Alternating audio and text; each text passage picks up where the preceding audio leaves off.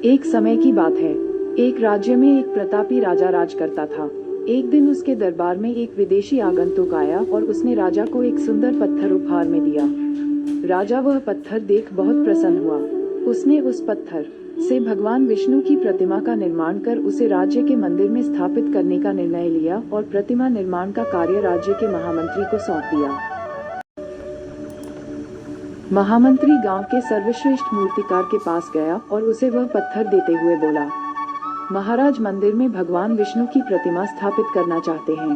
7 दिवस के भीतर इस पत्थर से भगवान विष्णु की प्रतिमा तैयार कर राजमहल पहुंचा देना। इसके लिए तुम्हें 50 स्वर्ण मुद्राएं दी जाएंगी।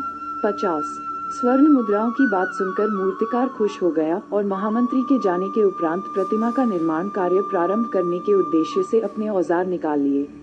अपने औजारों में से उसने एक हथौड़ा लिया और पत्थर तोड़ने के लिए उस पर हथौड़े से वार करने लगा, किंतु पत्थर जस का तस रहा। मूर्तिकार ने हथौड़े के कई वार पत्थर पर किए, किंतु पत्थर नहीं टूटा। 50 बार प्रयास करने के उपरांत मूर्तिकार ने अंतिम बार प्रयास करने के उद्देश्य से हथौड़ा उठाया, किंतु ये सोचकर हथौड़े पर प्रहार करने के पूर्व ही उसने हाथ खींच लिया कि जब 50 बार वार करने से पत्थर नहीं टूटा तो अब क्या टूटेगा। वह पत्थर लेकर वापस महामंत्री के पास गया और उसे ये कह वापस कराया कि इस पत्थर को तोड़ना नामुमकिन है, इसलिए इससे भगवान विष्णु की प्रतिमा नहीं बन सकती। महामंत्री को राजा का आदेश हर स्थिति में पूर्ण करना था, इसलिए उसने भगवान विष्णु की प्रतिमा निर्मित करने का कार्य गांव के एक साधारण से मूर्तिकार को सौंप दिया।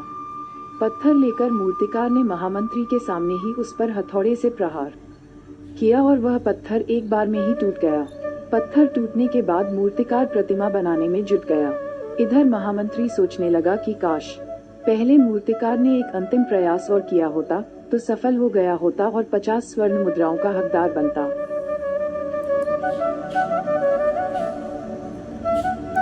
मित्रों, हम भी अपने जीवन में ऐसी परिस्थितियों से दो चार होते रहते हैं।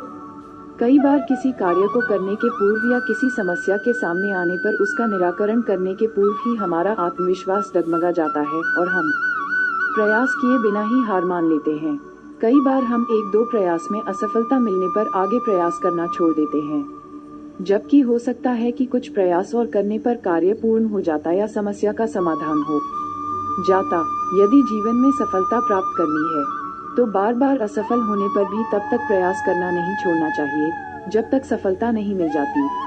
क्या पता जिस प्रयास को करने के पूर्व हम हाथ खींच लें वही हमारा अंतिम प्रयास हो और उसमें हमें कामयाबी प्राप्त हो जाए।